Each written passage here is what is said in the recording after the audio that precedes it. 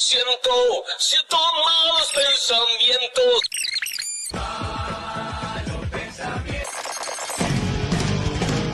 Siento malos pensamientos. Siento hoy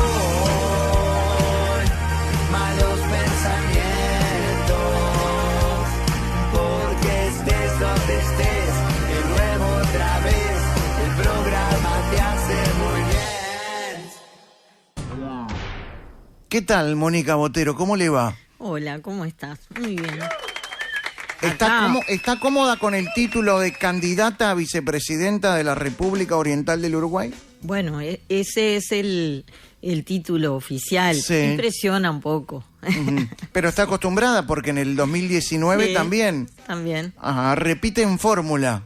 sí. Ujú. En el 2019 me impresionaba más lo del título, Sí. porque todo me impresionaba más en la política, sobre todo en lo vinculado al Estado, que era un vínculo que yo no tenía. Toda la vida trabajé en la actividad privada y vi Dentro del periodismo, el Estado, sobre todo, ¿no? Exacto, y siempre en el periodismo, pero como empleada, digamos, como trabajadora de empresa privada y además mirando el Estado desde el otro lado del mostrador. Entonces me impresiona un poco todavía. Pero es candidata a vicepresidenta de la Sí, República sí, por cómo el no. Partido Independiente.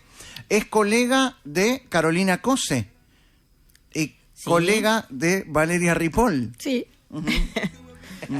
¿Qué tienen en común? ¿Tienen algo en común? Más allá Bueno, de que ser mujeres. Sí, lo evidente que somos mujeres y creo que también que estamos comprometidas con visibilizar el lugar de las mujeres en la política y en la actividad pública en general, que en el que hemos tenido poca participación, no en la actividad política, sí en los cargos, digamos, más visibles. ¿Qué tiene Mónica Botero que no tiene Carolina Cose?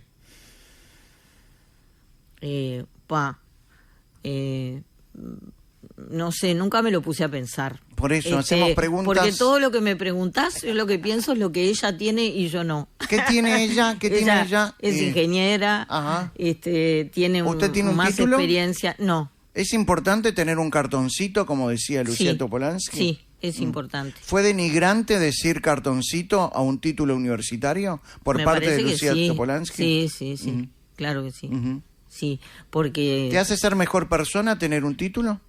no, Ujú, no necesariamente. ujú. Pero no, por supuesto que no. Pero sí, cuando se habló del cartoncito, yo pensaba en muchas personas, pero particularmente mi papá, que Ajá. fue un médico, que fue un señor que nació en La Teja, en una familia de La Teja, y que se recibió recién a los 40 años, después de haber tenido 2 hijos y de haber como 4 trabajos. Ujú. Entonces vos pensás, para las personas como él y para los chiquilines, por ejemplo, que se vienen solos del interior a estudiar a una facultad y que pasan necesidades y que están lejos de su familia y que hacen sacrificio para recibirse, decirle cartoncito Es ofensivo. Ujú. ¿Y qué tiene Mónica Botero que no tiene Valeria Ripoll? Bueno, un poco más de experiencia en política pública, pero bueno, yo tampoco la tenía en 2019, como ella misma dijo, se puede aprender. ¿Le gustaría un debate entre las tres? Sí, me gustaría un debate entre las tres, o también con Robert Silva o con otro dirigente Sí. político, hombre o mujer, de Porque no es cualquier necesario partido. debatir entre mujeres. No, Ujú. no. Ujú. No lo veo necesario. Justamente las tres somos candidatas a vicepresidentas.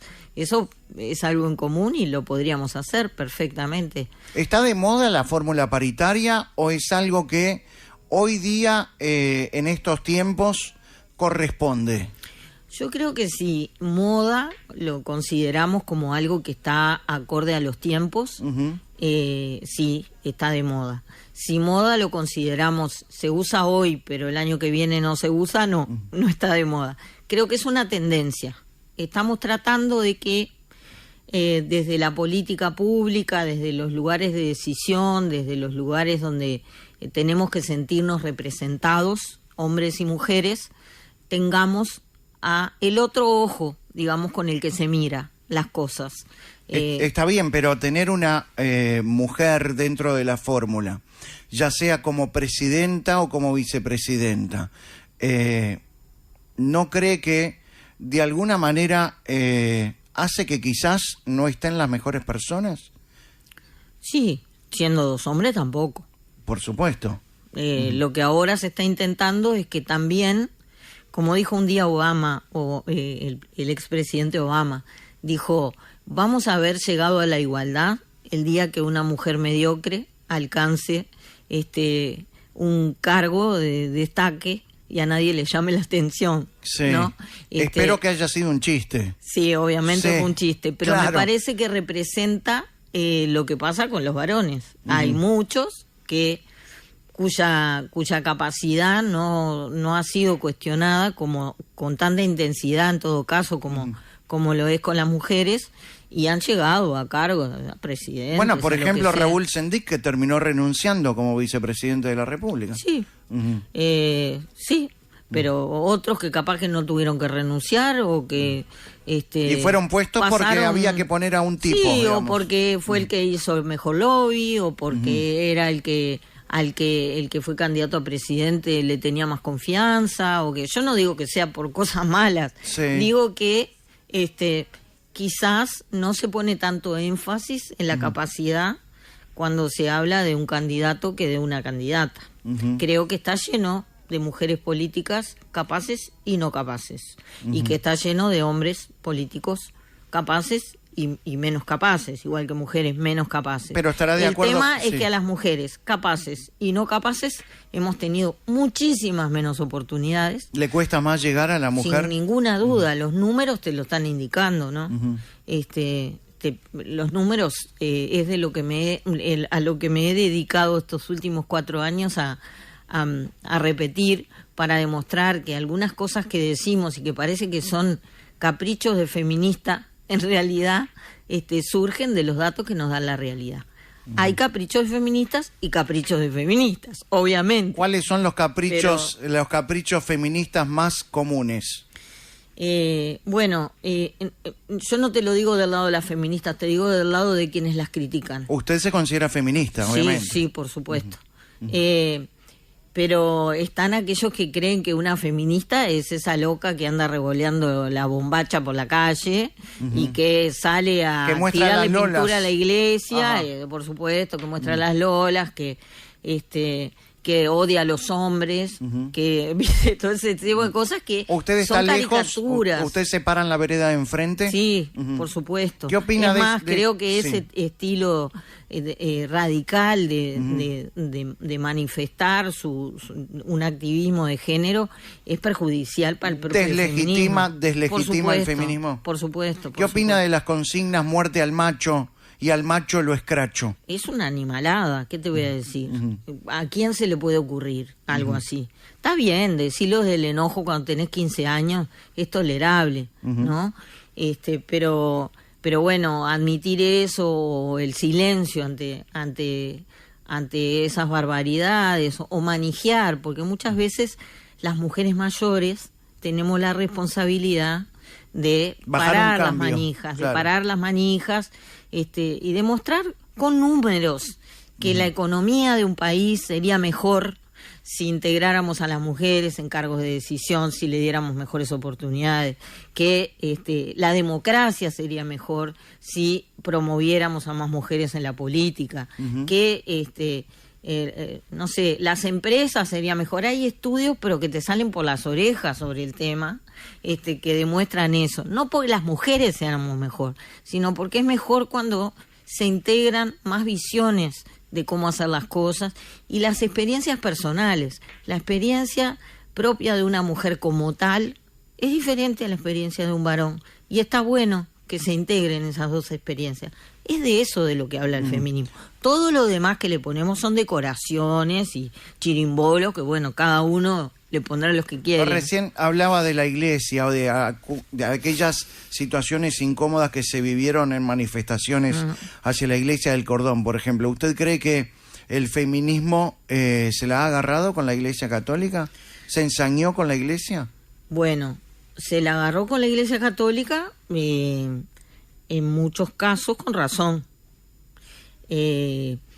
Digamos que las religiones, por lo menos en la forma que se les ha dado en los últimos, la religión católica básicamente, bueno, mejor ni hablemos del Islam. Del Islam, porque bueno, eso ya no da ni para considerarlo, pero de la Iglesia Católica, en los últimos siglos ha habido un sometimiento expreso a las mujeres en esa cosa de destacar el lugar de la mujer, pero siempre desde la subordinación. Para empezar, el sacerdocio femenino, que está prohibido, bueno, el escándalo que se armó porque ahora de alguna forma el debate actual es sobre el aborto, pero en los años 60 era sobre los anticonceptivos. Capaz que nos olvidamos en los 80, en pleno SIDA, la Iglesia diciendo que era un disparate lo de promover el condón. La utilización del preservativo, sí. Entonces, bueno, si nos vamos más atrás, pensemos en la quema de las brujas, ¿no? En Juana de Arco y toda esa barra, en el hecho de que que se hubiera de alguna forma invisibilizado un montonazo de... Ahora uso mucho la palabra invisibilizado y me hace gracia porque yo no soy de usar esos términos, pero el otro día me lo dijo el presidente para hacerme un chiste. ¿El presidente de la República? Sí, Ajá. Se me pegó. ¿Se habla con el presidente de la República? Sí, claro, cómo ¿Sí? no. Bueno, ahora muchas veces nos comunicamos por WhatsApp porque él suele además... me mandó un mensaje para felicitarme por la nominación en el partido y le contesté y me volvió a contestar. ¿Y él puso perfecto? Tenga cuidado cuando él pone perfecto. No, me puso con todo. Con todo. Sí. Hablando de partidos políticos, el Frente Amplio se ha adueñado, y hablando del feminismo, ¿el Frente Amplio se ha adueñado, se quiso adueñar del feminismo? Bueno, sí, se quiso adueñar. Habemos unas cuantas mujeres políticas y no necesariamente políticas que reivindicamos al feminismo, no necesariamente desde el Frente Amplio, incluso a pesar del Frente Amplio. ¿Cómo a pesar del Frente Amplio? Bueno, hay todo un discurso ahora que se construye en que si sos feminista tenés que ser de izquierda. Sí. ¿Y cómo podés ser feminista estando fuera del Frente Amplio? Carolina Cose dijo, no se puede ser feminista y de derecha. ¿Está mal eso? Yo me considero una mujer socialdemócrata, de izquierda, de izquierda democrática. O sea que no creo que me caiga el sayo. Entiendo en qué sentido lo dice y en ese sentido me parece que está completamente equivocada. Ha habido grandes mujeres de la derecha, empezando por la gran y enorme Simone Weil, que fue la mujer que logró en los años 80, además de toda su trayectoria como ministra de Salud de Francia, que se aprobara la despenalización del aborto en ese país, y era de derecha.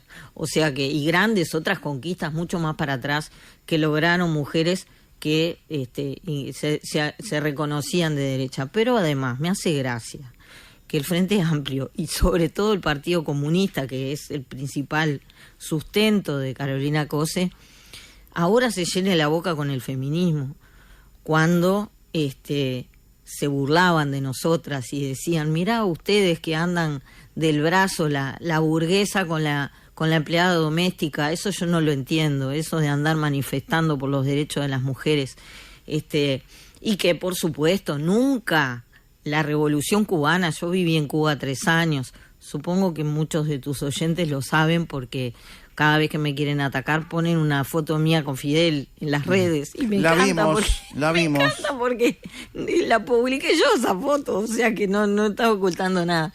Esos 3 años a mí me sirvieron para aprender muchas cosas y para que nadie me venga a decir nada que yo no haya visto con mis ojos. Y una de las cosas era que la condición de la mujer no les importaba nada. Y la única mujer que estaba en la dirección en el Partido Comunista y en el gobierno en los años 80 era la mujer de Raúl Castro y nadie más. Entonces, cuando el Partido Comunista habla tanto sobre el feminismo me hace gracia. Y cuando hablan de diversidad, ni te digo, todavía, ya no en Cuba, que tenían campos de concentración para los gays, sino acá, cuando en los 80 todavía un hombre gay y una mujer, ni te digo, no podían declararse como tales porque se los expulsaba. Entonces, o tenían una doble vida. ¿Dentro del Partido Comunista? Pero por supuesto. Ajá. Entonces, ¿de qué me están hablando cuando se llena la boca con esos temas? Entonces, que ¿cómo? justo que es la reivindicación de esos temas, de la agenda de derechos, justo aparece cuando cae el muro de Berlín y se quedan sin banderas que levantar. Qué casualidad. ¿Usted cree que Carolina Cose es feminista? Sí, yo creo que sí, que ella tiene prácticas de una mujer que busca una autonomía y una independencia personal y que en los últimos tiempos le ha interesado también declararlo y promoverlo. En los últimos tiempos. Al principio la conocí, el tema me parece que mucho no le interesaba. Capaz que ahora es una conveniencia, sobre todo por tener el aparato comunista detrás. Es muy probable. No, antes de tener el aparato comunista también. ¿Usted vivió 3 años en Cuba? Sí. ¿Y por qué fue a Cuba a vivir? Bueno, yo en el año 85 tenía 21 años. Y venía... El año en que volvió la democracia al Uruguay. Yo la transmisión del 1 de marzo Sí. de la toma de posesión del doctor Sanguinetti la vi allá, estando allá. Pues me fui en febrero.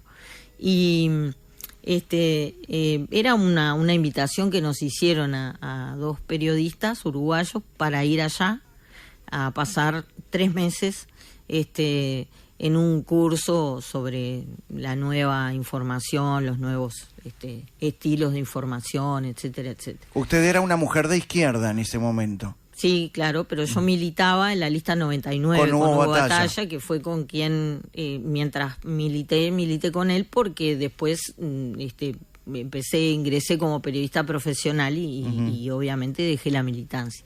Siempre estuve muy cerca de Hugo, pero toda esa historia de ir a Cuba, a los que nos criamos en dictadura, y donde entendés que si los malos eran esto, los buenos tenían que ser aquellos, y tenías mucha curiosidad por conocer ese mundo que de alguna forma era el otro lado de la cortina de hierro. Sí. Y vos querías ver qué era. ¿Y qué vio? Y te deslumbra. Obviamente que me deslumbró, ¿no? Toda esa mística. No, me parecía maravilloso. En esa época usted sentía que estaba en el lugar que había soñado. Sí, y aparte era como ingresar a otra dimensión. Se decían palabras que nosotros acá teníamos prohibidas. Se hablaba de cosas que yo transité todo el liceo y buena parte de mi periodo escolar en dictadura. Igual que yo, claro. Donde había un policía, entonces recordarás, pero yo iba al liceo público, al Dámaso, y en la entrada había un policía vestido de civil que se fijaba si tenías la pollera por abajo de la rodilla. O el pelo que tocaba el cuello. A los varones el pelo no le podía tocar el cuello y el botón de la camisa de arriba tenía que estar abrochado. Entonces, y los zapatos lustrados. Totalmente. Sí. Y tenías que... había palabras que no se podían usar. Por ejemplo. Bueno, la palabra marxismo... Era decirle a alguien marxista era insultarlo. Claro. Y vos no podías decir yo soy marxista, por ejemplo. Bajá la voz. Claro, me acuerdo. O hablar de alguien que conocías que estaba preso. Entonces usted estaba. Claro, vos llegabas allá y todo Cuba. Eso estaban los carteles, Marx, Dios, carteles en la vía pública, claro. Como acá vemos avisos en la calle, sí. Esos avisos enormes que están allá eran gigantografías, imágenes de Fidel y claro. del Che Guevara. Como en la Unión Soviética. Claro, exacto. Claro. Entonces, y usted sentía que había libertad en ese momento. Claro, y era toda aquella mística, nos llevaban, éramos 20 periodistas de América Latina. Porque está bueno también decir que usted iba invitada por el gobierno. Por supuesto. Entonces mostraban lo que querían mostrar. Claro. De la manera que querían mostrarlo. Sí, y nos llevaron un día, siempre hacíamos actividades distintas. Una tarde, como llovía mucho, invitaron a Pablo Milanesa que nos viniera a tocar la guitarra y a cantarnos, ¿no? O sea, tenías un sentido de la épica, de lo que estabas haciendo en esos 3 meses.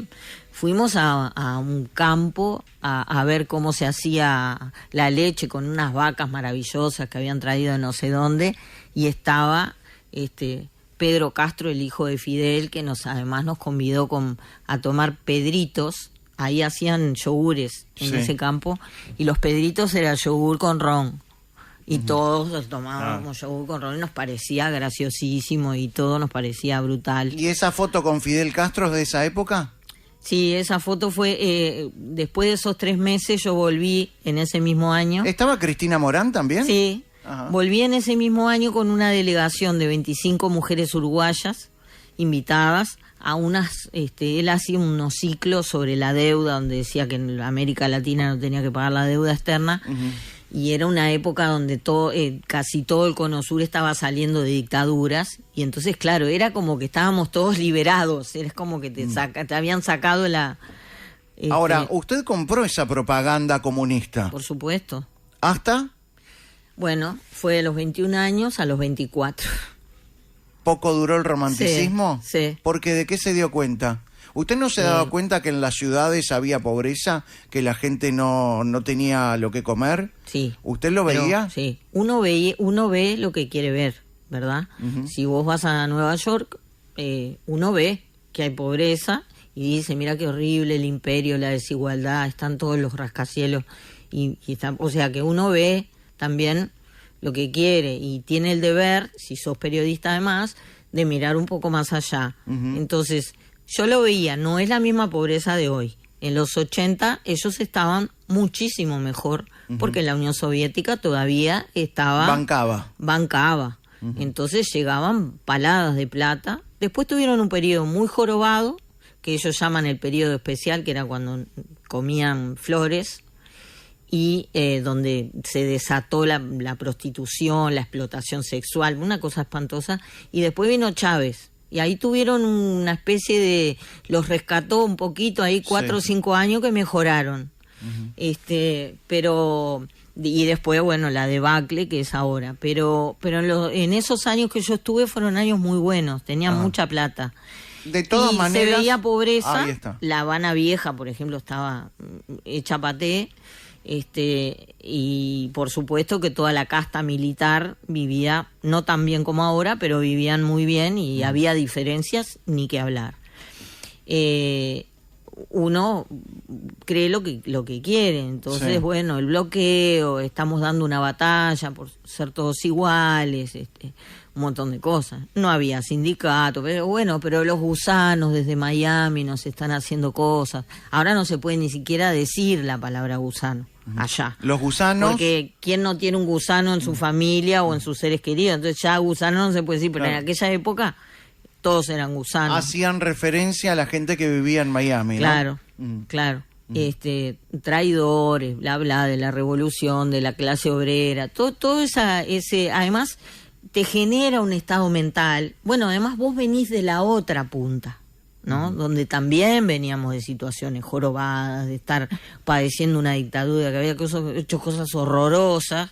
Si habrá sido horroroso que estando con el comunismo sentías libertad. Claro, bueno, sí, a los 20 años vos, viste que todo es blanco-negro, uno cree que... Bueno, hay una famosa frase que dice, el que a los 20 años no es de izquierda no tiene corazón. Exacto. Y al que a los 40 años sigue siendo de izquierda no tiene cerebro.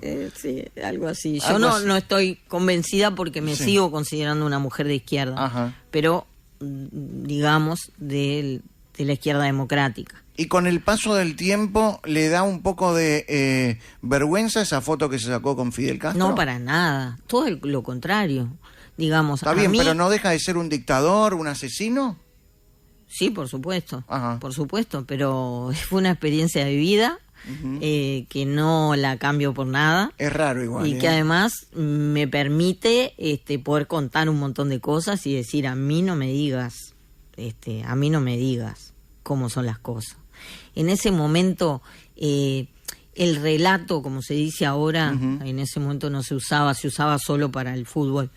El relato era que ellos eran revolucionarios, que era un líder revolucionario, que era un héroe de América Latina.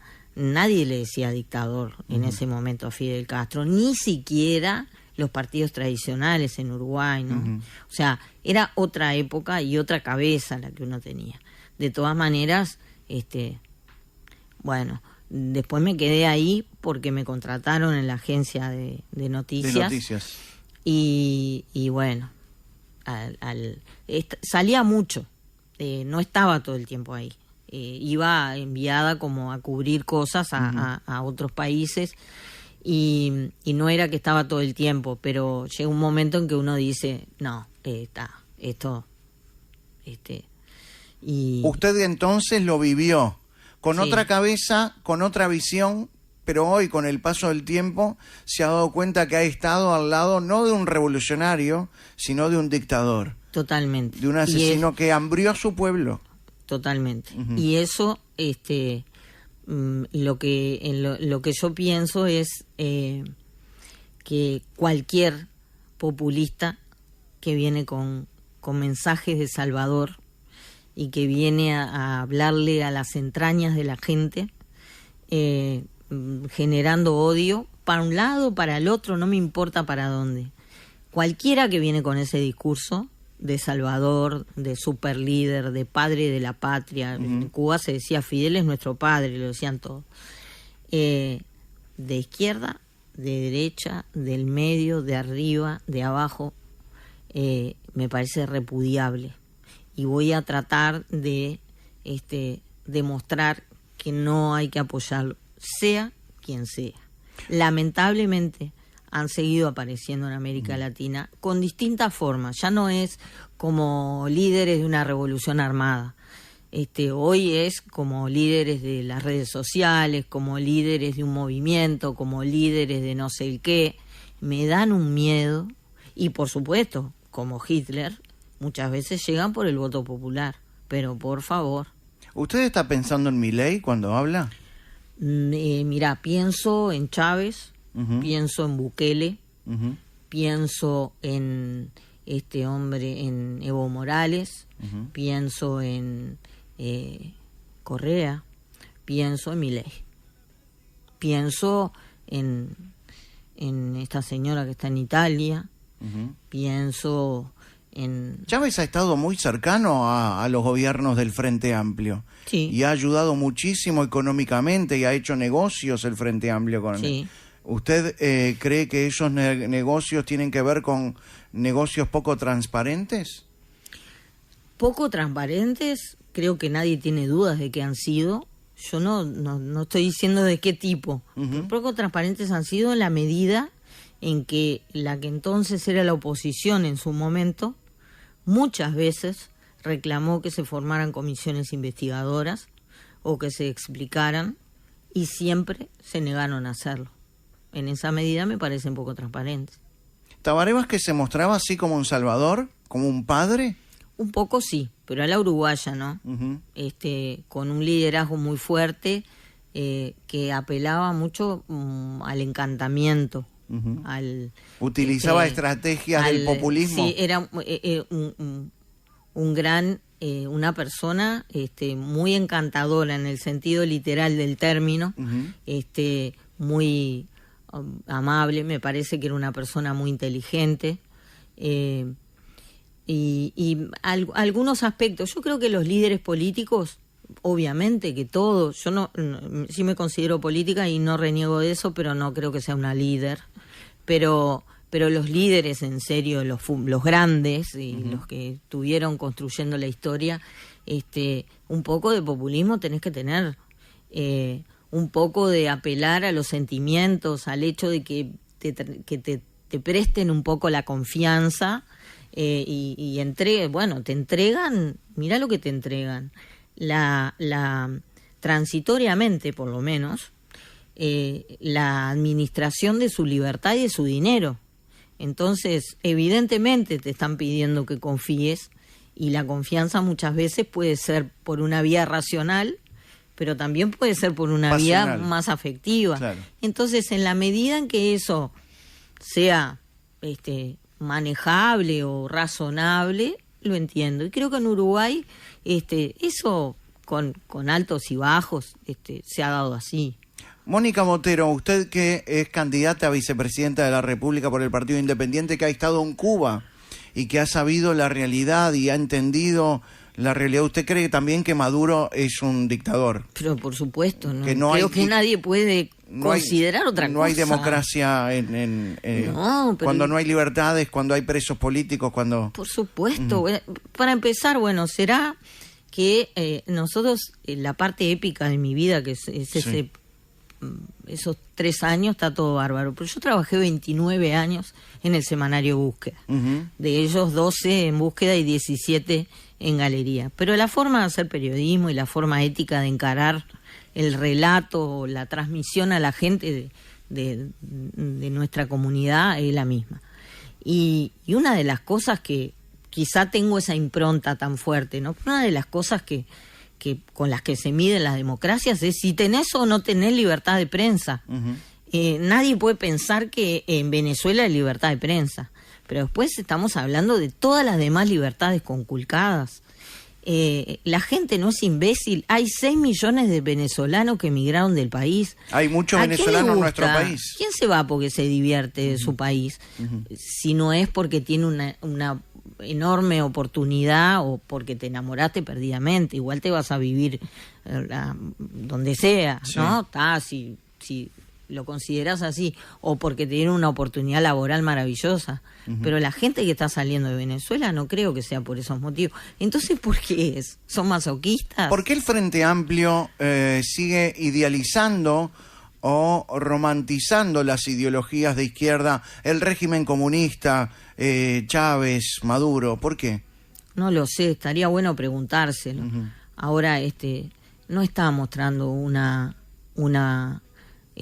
vocación democrática, lamentablemente, apoyar esas animaladas. ¿Y el ¿no? Partido Comunista de nuestro país apoya esas animaladas? No solamente apoya esas, sino que no ha hecho ninguna autocrítica respecto a la Unión Soviética que apoyaron y defendieron durante prácticamente un siglo. Usted dijo una vez que el Partido Comunista del Uruguay, tener un Partido Comunista en el Uruguay es un escándalo. Sí, en Europa está prohibido. O sea, se llaman de otra manera, porque la gente se siente incluso ofendida, lastimada de que haya un cartel que diga vote al Partido Comunista. Estamos hablando de la historia del comunismo en el mundo que ha matado a mucho más gente. Muchísimo más que Hitler. Hitler era Caperucita Roja. Bueno, no, ni tanto. No era nada Caperucita Roja. Sí. Pero estoy hablando, Pero si entiendo. lo medimos en número de personas, sí. Y en tiempo también. ¿Qué piensa Porque que- el horror sí. de la Unión Soviética Sí. duró hasta el año 89. ¿Qué piensa exactamente? ¿Qué piensa que hay un monumento con una hoz y un martillo en el departamento de 33 y que Carolina Cose se saca una foto orgullosa al lado de una hoz y un martillo? ¿Qué te parece? Que me parece horrible. Explíqueme por qué le parece horrible. Bueno, ese es el símbolo de la opresión más grande que sucedió en el mundo civilizado y que duró más tiempo, que mató más gente, que conculcó más libertades, que combatió más a la libertad de pensamiento, a la libertad de las personas, no solo de ese país, sino también, primero, de todos los países que sometió para que integraran la Unión y de todos los demás de Europa del Este. Y, por supuesto, que promovió tragedias en nuestra región también. Ahora, si tenemos toda esa información, ¿cómo Carolina Cose se abraza al Partido Comunista para llegar a la presidencia a través del Frente Amplio y ahora que no logra la presidencia, sigue abrazándose al Partido Comunista, siendo candidata a vicepresidenta? O sea, el Partido Comunista está muy cercano al poder en nuestro país por el lado de la izquierda. Sí, no es solamente Carolina Cose. No, bueno, la diputada Melgar dice que en Sí. Cuba no hay dictadura, por ejemplo. Bueno, ¿y qué le voy a contestar? Cualquiera que quiera ir ahí a estar un par de días, se va a dar cuenta, rompe los ojos, ya no hay ni que investigar mucho. Pero creo que muchas veces cuando valoramos el Partido Comunista, como muchas otros sectores de las izquierdas, ha logrado construir un relato desde una épica muy local, aquí, ¿no? Como luchadores contra la dictadura, como víctimas de la represión, que ha sido verdad. Que hayan hecho animaladas contra ellos, que los hayan reprimido brutalmente, torturado y todas las cosas horribles que le pasaron a muchos asesinados dirigentes, y desaparecidos, exacto, también. comunistas, no quiere decir que tengan razón. Quiere decir que los otros eran también peores. Claro, pero no sé si peores, pero eran que la dictadura acá fue terrible, que asesinaron gente, además que encarcelaron y torturaron. No importa si es gente inocente o no. Si la torturaron ya está mal igual. No importa lo que hayan hecho. Lo que uno hace con el prisionero habla de uno, no del prisionero. Entonces, desde ese lugar, me parece que lo aprovecharon, porque, como te decía, es por lo mismo por lo que yo me deslumbré con Cuba. Acá los malos eran uno y los buenos eran otro. Y construyeron el relato de los buenos al punto que se lo quedaron. En la época de Sereñi, donde yo misma militaba en el frente, con Hugo Batalla, los buenos no era el Partido Comunista. Eran una minoría del Frente Amplio y se intentaba que no tuvieran la hegemonía. De hecho, totalmente no la tuvieron nunca. Pero bueno, después aparecieron otros grupos que sí la lograron y que estaban un poco en eso mismo, ¿no? Usando la épica y la construcción de un relato de los años de la dictadura, consiguieron que mucha gente, sobre todo joven, comprara ese relato. ¿Falta educación? ¿Falta información? Sí, yo creo que ahora con las redes sociales ni que hablar, pero creo que algoritmos hubo siempre, que muchas veces lo que falta creo que es espíritu crítico y voluntad de informarse. Esto es, eso de los algoritmos que generan las redes sociales, que hacen que todo el tiempo te alimentan con contenidos con los que vos estás de acuerdo. Te mandan, si ven que te detuviste 10 segundos mirando un video de Milei, después te caen 200 videos de Milei, todos además mostrándolo bien a Milei, porque si te detuviste en uno que hablaba mal, después... Entonces, si la gente se queda de manera literal o simbólica en su propio algoritmo, escuchando solo a gente que refuerza lo mismo que piensa y leyendo solamente el titular y lleno de prejuicios, nunca vas a enterarte de la realidad. Alguien dijo hace unos días, lo leí en una columna, creo, no me acuerdo dónde, que decía que los ciudadanos de la actualidad vivimos como nunca en la famosa cueva de Platón, donde este hombre, que ahora no me acuerdo el nombre, el del mito, solo veía el mundo a través del agujerito de esa cueva. Y él creía que lo que veía en esa cueva, que muchas veces eran sombras, era la realidad, porque no conocía otra cosa, porque estuvo encadenado en esa cueva durante años. Y esto pasa un poco así. Creo que esa intolerancia que muchas veces vos ves, sobre todo en las redes sociales, pero que la ves también en otros lugares, en espacios públicos, en una violencia como contenida o a veces expresada, tiene que ver con eso, con que una y otra vez parecería que tendemos a reforzarnos lo que pensamos y si además estamos muy convencidos de lo que pensamos, el otro es el enemigo a combatir, ¿no?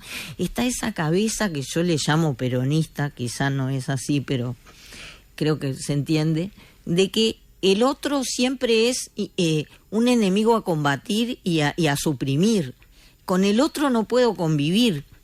Con el otro siempre es el enemigo. Digamos entonces que hay gente que está a favor del pensamiento único y no le interesa escuchar la opinión o el pensamiento de los demás. Sí, creo que ni siquiera está a favor, que es una es lo que impronta, es que tenemos que romper un poco eso y generar el espíritu crítico en los chiquilines, ¿no? Creo que cuanto más espíritu crítico uno tiene, cuanto más información diversa uno tiene, del que nos gusta y del que no nos gusta, vamos a poder formarnos, quizá relativizar también las cosas que creemos que son blanco-negro, ¿no? Mónica Botero, recién hablábamos del feminismo. Usted no participó de la marcha del 8M este año. Ni ni en el 23, ni en el 22, ni en el 21. ¿Y por qué? Si usted es feminista. Sí. Por un lado, porque no te olvides, no hablamos de eso ni del Partido Independiente, pero ya supongo que hablaré. Sí. Pero como tú sabes, yo tengo un cargo público. Sí, y Mujeres. soy parte del gobierno, soy Ajá. directora nacional del Instituto de las Mujeres, que pertenece al Ministerio de Desarrollo Social. Estas marchas son la sociedad civil, la ciudadanía, hace una demostración pública masiva, pidiéndole al Estado determinadas respuestas. Yo siento que soy parte y destinataria de ese reclamo, responsable de recibir esos reclamos, entonces no puedo estar en la misa y en la procesión. Pero además, Pero como la activista... marcha siente que es para reclamar. Sí, sí. Pero como activista me he sentido incómoda en los últimos años, porque he notado intolerancia. Y en el año 20, que fue el último año que fui, salí indignada de allí. Muchos y muchas, sobre todo, que entrábamos al nuevo gobierno, fuimos agredidas de palabra, con carteles, con actitudes físicas que, si bien no llegaron a agredirnos, sí, eran gritos, insultos, diciendo ¿qué haces vos acá? ¿Desde cuándo vos sos feminista? Lo que más me dolió es lo que le hicieron a la vicepresidenta de la República. Estamos hablando de Beatriz Argimón. Beatriz, feminista de toda la vida, comprometida con los derechos de las mujeres, solidaria con todas las mujeres de todos los partidos, nunca le importó nada de quién es, de dónde, que pusieran carteles diciendo vos, cheta, ¿de dónde sos? ¿Desde cuándo vos sos feminista? Una cosa, un disparate gigante, una injusticia espantosa. Salí indignada y bueno, el enojo todavía me dura. ¿Cómo no le va a durar? Porque me imagino que este año debe haber visto la máscara diabólica con una estrella de David llevada por chicas y niñas en plena marcha del 8M. Bueno, el único testigo de esto es mi marido, que te voy a contar, pero yo lo vi ahora vivo en el centro, y vi por la ventana de mi casa y me puse a llorar. Y mi marido no entendía qué me pasaba, pobre. Las mujeres que estamos transitando la menopausia a veces tenemos unas reacciones rarísimas, y soy activista de eso también, por supuesto, de reivindicarlo. Eso de menopáusica como insulto no me... Al contrario. Pero claro, quedan, viste que los varones, tú lo sabrás por experiencia propia, con algunas reacciones emocionales de las mujeres quedan medio descolocadas. Sí. Y me preguntó qué me pasaba y le dije, ¿vos podés creer lo que están haciendo? Mirá si nos habrán robado la causa y mirá lo que están haciendo. Y además me dolía especialmente porque me dolió especialmente lo que pasó el 7 de octubre. Fue horroroso lo que pasó. Y bueno, sí. Pero ¿cómo llegamos a un 8M en nuestro país donde niñas y adolescentes llevan un estandarte con una máscara diabólica con una estrella David? ¿Cómo se llega a eso? Porque una cosa es mirarlo y decir, esto es horrible. Pero ¿cómo se llega? Bueno, es lo que te decía al principio. Yo creo que hay una responsabilidad de nosotros, de las mujeres mayores. Claro, ¿dónde están las madres? En parar un poquito ahí, no solo las madres, Los sino padres, quienes lideramos claro, ideológicamente la reivindicación y el activismo de género. También tenemos que parar un poco la mano. A mí me consta que hay muchas de mis compañeras activistas de género en todos los partidos, pero en el frente, que es particularmente meritorio, que están tratando de parar la mano un poco y bajar la pelota al piso. Pero claro, no, su voz no es de las más escuchadas. Yo de todas maneras no responsabilizo a ningún partido por esto. Creo que hay hoy, pero sí a la izquierda en general, que ha promovido la protesta canalizándola por estas causas, que no fueron sus causas históricas. Decía que dando manija con estos temas, ¿no?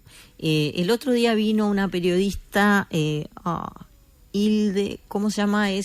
Quizás tú la conoces, es periodista de Infobae, Hilde Pomeraniec. No la conozco. No sé pero si es Hilde o Ide, algo así. no importa. Bueno, vino invitada por un grupo de periodistas que son de la comunidad judía, me invitaron, y ella comentaba, qué loco, ella es una mujer de izquierda, es argentina, qué loco que hoy supuestamente las izquierdas están con Palestina, con los países que tienen regímenes islamistas, claro, exacto, y Israel como democracia de Medio Oriente, la única, es una causa asociada a la derecha, ¿no? Es una cosa muy paradójica, muy paradójica. ¿Le llama la atención que Fiscalía, teniendo una denuncia formalizada, no haga nada con esta máscara diabólica? Te voy a decir que no estoy al tanto de cuál es el procedimiento en Fiscalía, la verdad que no lo sé. Sí, llama la atención que si esto pasó en marzo, no tengamos novedades. ¿Está a favor del lenguaje inclusivo? Sí, pero no te hablo de la E. Con el lenguaje inclusivo es como lo mismo que con las feministas. Hay mucha caricatura. Entonces, si vos hablas de lenguaje inclusivo, te dicen, ay, chiques, vamos todes con les chiques. Bueno, no. El lenguaje inclusivo implica ponerte adelante de la cara una cosa que se ve poco, que no ha estado en la cuestión pública, y entonces lo que haces con el lenguaje inclusivo es llamar la atención, decir, mira, entonces vos decís, por ejemplo, para mí el lenguaje inclusivo que me hace sentir cómoda es no decir los ciudadanos de este país, decir la ciudadanía. No decir, a ver qué otra palabra, en vez de uruguayos, los hombres de bien, decir las personas de bien. Claro. Cuando decís mis compañeros, vos mirás y mis mujeres son todas mujeres. No son mis compañeras porque yo soy la directora y soy un cargo político y ellas son funcionarias, pero si las pusiera como compañeras, son todas mujeres. ¿Cómo voy a decir? Hay un varón y voy a decir mis compañeros. Entonces me siento más cómoda diciendo mis compañeras y compañeros. De todas maneras, uruguayos y uruguayas, ¿está bien? Sí, yo creo que el lenguaje, la expresión oral y escrita son enormes expresiones de libertad, y por lo tanto cada persona es libre de usarla como le parezca, en la medida en que use un lenguaje que sea correctamente, digamos, aceptado por lo corriente, que no estés inventando cosas raras, pero que te sientas cómodo o cómoda usándolo. ¿El uso de la X es una cosa rara? Sí. Horrible. Sí, a mí me parece que no corresponde para nada. Creo que además se está dejando un poco ese uso. A veces es para no poner todo, yo qué sé, chicas y chicos, pero bueno, pero tómate el trabajo, no te hace nada agregar una palabra. Si querés, es la cosa más libre del mundo el lenguaje. A mí me representa la forma de hablar. Una persona, vos la escuchás hablar 3 minutos y más o menos la sacás en un montón de aspectos. Entonces, bueno, es porque te expresa lo que vos estás pensando. Bueno, a mí lo que yo estoy pensando me expresa decir niños y niñas. Pero si otro quiere decir niños, yo no me siento con la potestad de obligarlo a que diga de otra manera. Después entro en la discusión de la Real Academia, que me hace una gracia el otro día. Bueno, la primera mujer que integró la Real Academia Española, o sea, la que nos dice que lo que está bien y lo que está mal de nuestro lenguaje, entró en el año 86. Y creo que hoy, de todas las letras, viste que los miembros son, que cada letra del abecedario, hay 3 o 4. Entonces, a eso me refiero cuando digo representar a la otra mitad de la población en decisiones que se toman. Estuve mirando quiénes habían presidido la Real Academia, eran todos señores de uniforme militar subidos arriba de un caballo. Entonces vos decís, claro, ¿qué querés? ¿No? Que la Real Academia estableció, pero además el lenguaje, el idioma español ha mutado increíblemente los últimos, en todo, desde que existe, ¿no? Antes no se usaba, por ejemplo, la H, se usaba la F. Había un montón de palabras, de letras que se fueron cambiando con los años. Y entonces, ¿cuál es el problema de que se cambie esto? ¿Por qué? Nadie dijo que el lenguaje, el idioma español es una cosa rígida que nadie puede cambiar. Al contrario, ha ido mutando todo el tiempo. Entonces, ¿por qué genera tanto drama que se ponga el inclusivo? El inclusivo en el más amplio sentido del término, ¿no? Sin obligar, dejando que naturalmente... Yo a veces pienso, capaz que los chiquilines dentro de 30 años hablan todos con la E y se sienten cómodos. ¿Cómo es? A mí, exacto. A mí la verdad que yo lo uso para embromar, para hablar jodas. Sí, claro. La E. Pero capaz que los chiquilines, las chiquilinas de dentro de 30 años lo usan como una cosa normal. Y sí. Mónica Botero, nos vamos a ir a la pausa y vamos a hablar de lo que seguramente usted tiene ganas de hablar. Del Partido Independiente, de su época de periodista, en búsqueda, en galería. Vamos a hablar de muchas cosas. Dale, igual viste que falta de ganas de hablar, no me falta. Y de Liverpool. Sí, dale. Es hincha de Liverpool. Por supuesto. Es campeona uruguaya, Es mi ¿no? tema preferido de conversación. Sí. Luego vamos a hablar de eso. Dale. ¡Pausa! Mónica Botero, candidata a la vicepresidencia de la República. ¿Quiere que se lo diga más ceremoniosamente? Ay, cómo impresiona. Estamos con Mónica Botero, la candidata a la vicepresidencia de la República por el Partido Independiente.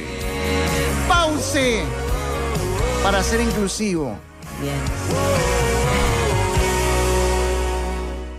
31 son los minutos que van de las 6 de la tarde. Estamos con... ¿Quién es usted, perdón? La candidata a la vicepresidencia de la República por el Partido Independiente. Mónica Botero. Pero tuvo toda una vida en el periodismo. Sí. ¿Usted ingresó en el periodismo en el año 83? Sí. Uh-huh. Y en el año 83, ¿por qué se ha volcado al periodismo? ¿Cómo le nace esa beta periodística? Cuando tenía 13, 14 años, siempre fui muy futbolera, mi familia está vinculada al fútbol, por un lado de Nacional y por otro de Liverpool. Yo me volqué para el lado de Liverpool. Uh-huh. ¿Por el barrio? Como verás, siempre voy contra Sí. las grandes mayorías. Sí, ¿pero por el barrio? Sí. ¿Por Belvedere? Sí, mi papá era de La Teja, pero sus amigos estaban en Belvedere, que bueno, es el barrio de al lado, y desde adolescente se vinculó a Liverpool, jugaba en las inferiores y después fue médico del equipo y dirigente durante muchísimos años. ¿Y usted iba a la cancha y gritaba? Sí, por supuesto. ¿Insultaba? Ay, sí. ¿Sí? La verdad que sí. De chica iba y en la época en que una niña flaquita, 1 metro, igual que ahora, ¿no? 1,50 m y poco, Sí. podía gritar y no pasaba nada, ¿no? Era una forma de expresar. Pero las mujeres hoy gritando, insultando en la cancha generan mayores reparos que un hombre haciendo lo mismo. Quizás sí, seguramente, porque estás yendo contra lo que se espera de vos. Claro. Entonces, probablemente uno mira y dice, sí. ¿qué hace esta mujer Claro. insultando, gritando? Probablemente sí. Uno muchas veces va a hacer catarsis al fútbol y yo estoy totalmente en contra de las expresiones de violencia. Creo que han arruinado la posibilidad de ir a las canchas. ¿Es un paradigma machista el fútbol? Sí, sí. Pero perfectamente porque se generó eso. Ahora, por suerte, esa tendencia se está tratando de revertir, de no solamente las pluralizar. hinchadas, sino también con el fútbol femenino. Claro, hoy, bueno, qué cosa más tradicional de los lugares de cada género que ellos estén en la cancha jugando y nosotras estemos afuera mirando, ¿no? Hoy nosotras también estamos adentro jugando y ellos, ojalá Mirando. cada vez más vayan a mirar. Perdón, pero, ¿cómo celebró el primer campeonato uruguayo de Liverpool? Maravilloso. Estaba con mi mamá. Mi mamá en la pandemia, como tantas personas mayores, se fue a vivir a nuestra casa de balneario en Cuchilla Alta. Y yo estaba allá con ella y su esposo, que es hincha de River, pero nos acompaña igual. Dice que además en su vida tuvo 3 mujeres y las 3 eran hinchas de Liverpool. Y festejamos como locas, y allá solitos, ¿no? Todos, porque no hay mucha gente en invierno, y creo que era casi verano, y bueno, y mi madre tiene la costumbre de poner, cada vez que Liverpool sale campeón, pone la bandera en la puerta de casa y la deja allí hasta que... y ya la puso 5 veces, porque campeón uruguayo de todo el año fue la primera vez, pero habíamos ganado 5 campeonatos. ¿Le ve a Palma proyección política? No, yo creo que no, me parece que no le interesa. No. ¿Le molestó? Y además mejor que no, que se quede ahí. Que se quede en Liverpool. ¿Le molestó que no haya permitido el ingreso de la pancarta We Remember para concientizar sobre el Holocausto? ¿Palma fue el que negó eso? Bueno, yo no diría que me molestó. Me hubiera gustado que entrara la pancarta, como otras. Pero bueno, es una definición del club, como de tantos otros clubes, decir que no les gusta expresarse. Yo creo que hay cosas que van más allá de lo político partidario y de lo político incluso. Pero bueno, son decisiones del club. ¿Cuál es el clásico con Liverpool? Acá hay un clásico. Ha dependido de las épocas. A ver. Pero generalmente ha sido con Rampla, con Progreso, con otros clubes del barrio. Después, si es por performance, digamos, podría llegar a ser un clásico con Defensor, podría ser con Danubio. Pero... Y al estar vinculada tanto con Liverpool, por su papá como médico, ¿le empezó a gustar el periodismo deportivo? Bueno, veníamos de ahí ese cuento. Me encantaba el fútbol, evidentemente tuve siempre una inclinación por escribir, porque paralelamente a que me gustaba el fútbol, iba a la Escuela Nacional de Declamación, donde aprendías a decir poesías, a analizar la poesía, un montón de cosas, y a escribir. Y dije, yo quiero ser como él. Y él era Víctor Hugo Morales. Estamos hablando del año 77, 78, no era el Víctor Hugo de hoy. Que es otro Víctor Hugo. Sí, yo me encantaría ser como él, y me encantaría ser parte de una transmisión y poder comentar el partido o lo que sea. Sí, obviamente que el chiste siempre era, ya vas a hacer vestuarios, ¿no?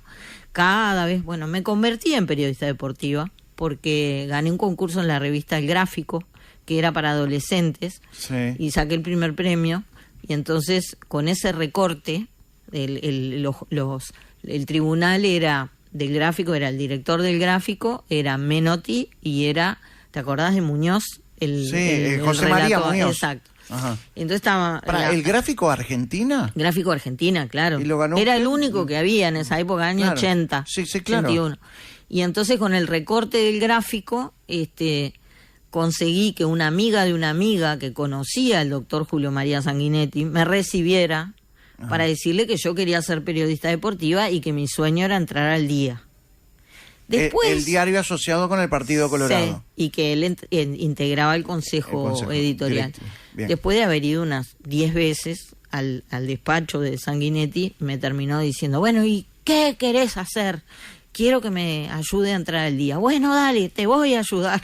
Y así terminó, y así entré al Día. Así era como Hay que ser perseverante. Sí, exacto.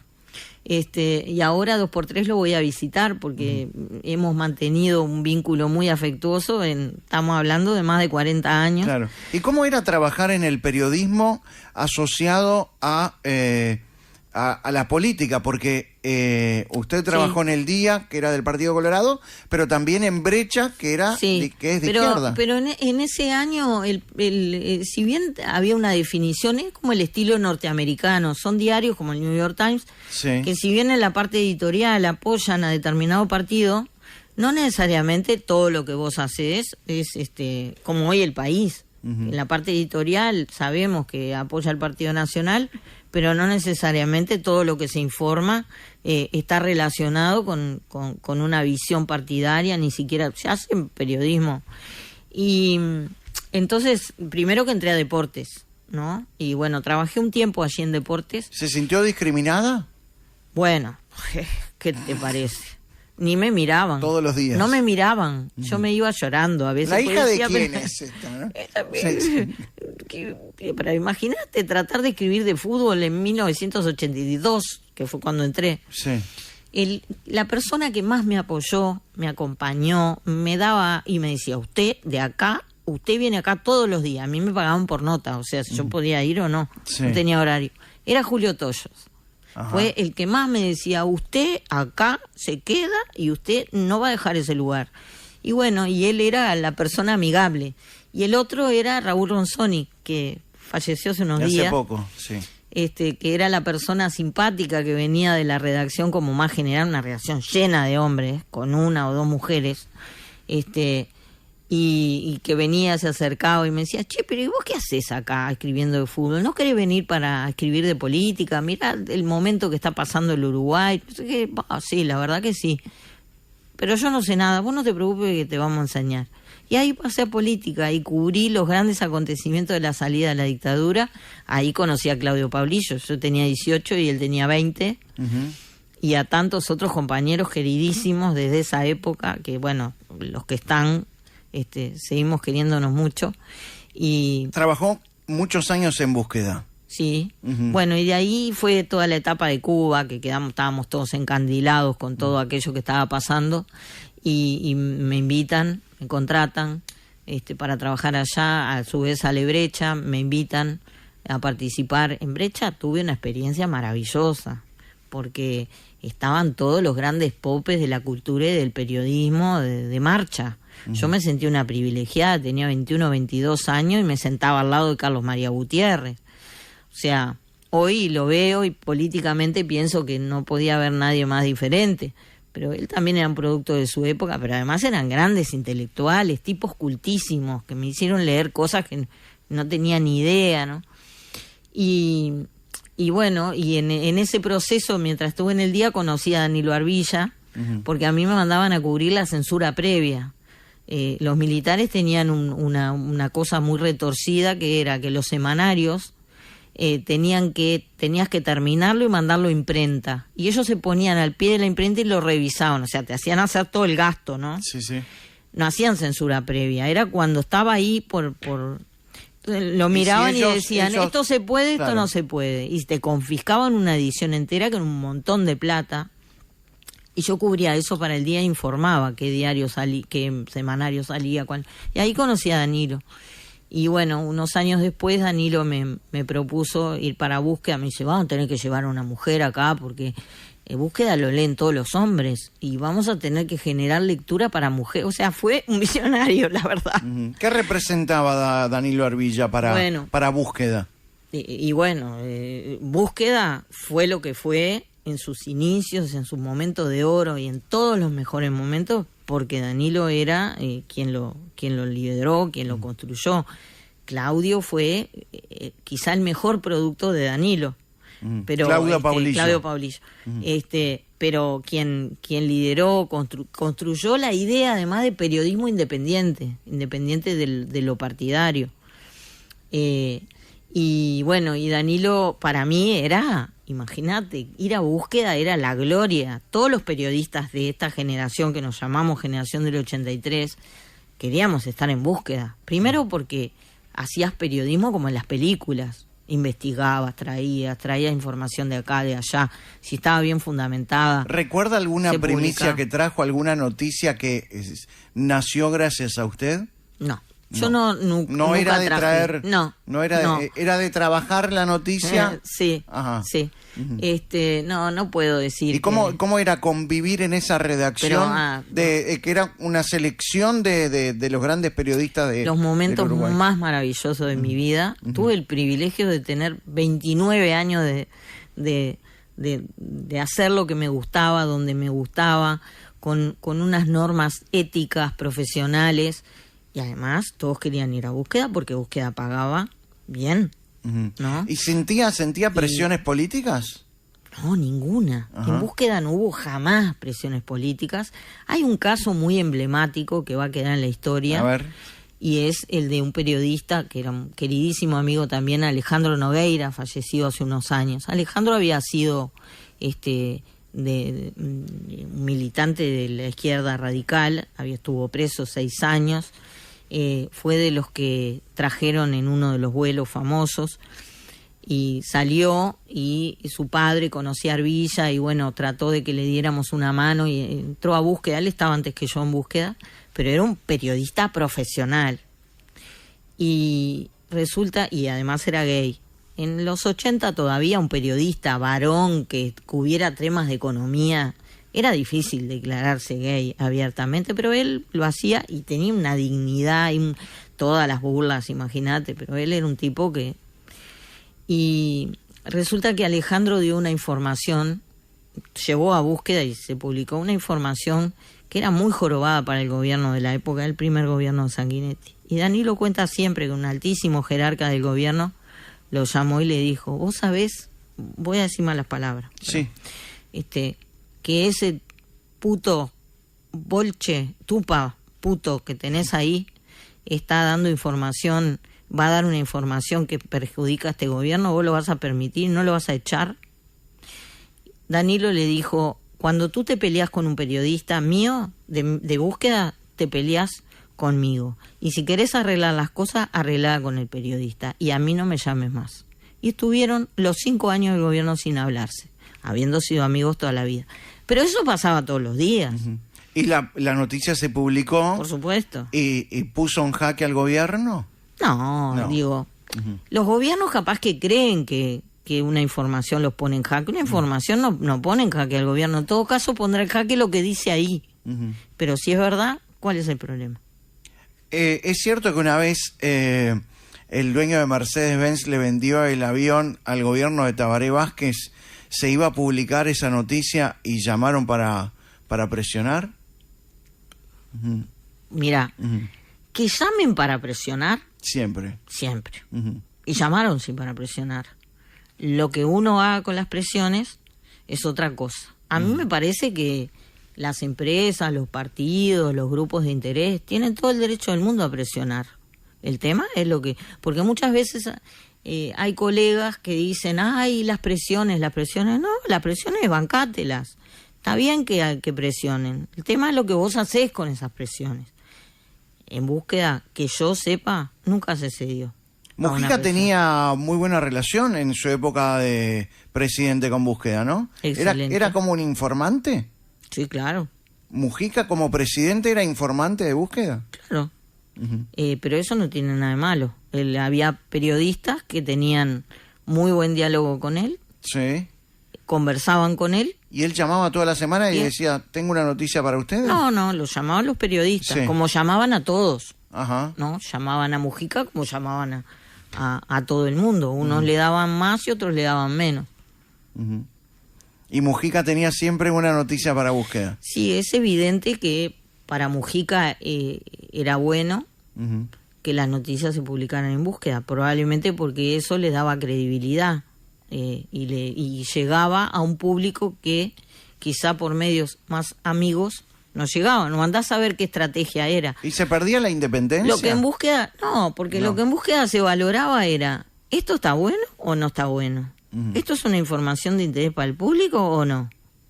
La información era de interés para el público, se publicaba. ¿Y ponía condiciones Mujica? Que yo sepa, no. No creo que las hubieran aceptado. No. ¿Hoy siente que Búsqueda tiene la misma independencia a la hora de informar? Yo hoy puedo hablar como lectora, ¿no? Ya Sí. hace 7 años que no estoy en la empresa. Lo puedo mirar como lectora. No puedo decir eso. ¿Por qué razón? Digamos, no puedo decir que haya perdido independencia. Ah, bien. ¿No? He visto que han sacado noticias que pueden ser consideradas buenas para un lado, para el otro. A veces nosotros hacemos lecturas, por eso hoy, estando en política, puedo entender un montón de cosas de los colegas periodistas, habiendo estado tantos años allí. Nosotros no mirábamos mucho lo partidario. Los medios que realmente tienen como un fin en sí mismo informar, hacer un buen producto, que un periodista logre un destaque porque logró algo que está bueno, es mucho más importante que si sos de un lado o del otro. Pero hay mucho medios que periodismo son notoriamente partidarios, militantes. por supuesto. ¿Quién va a negar eso si rompe los ojos? ¿No? Pero, ¿Cómo ideó Galería? bueno, Galería es un invento de Danilo.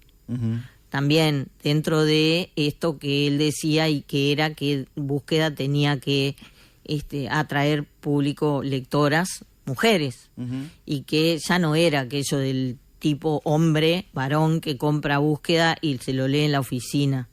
Hoy hay las mujeres quienes están enteradas de lo que pasa en el mundo, de la política nacional, y hay que lograr que se hable de cosas que para las mujeres son importantes también, tanto como la política o más. Entonces, incluso cuando llegué a Búsqueda, a los 12 años que estuve allí, hicimos las páginas de salud, ampliamos las páginas de cultura, generamos las páginas de medio ambiente, de ciencia, porque nos parecía que era información que a las mujeres les importa mucho y a todos nos importa, pero típicamente como más femeninos, porque el mundo de lo privado nos importa particularmente.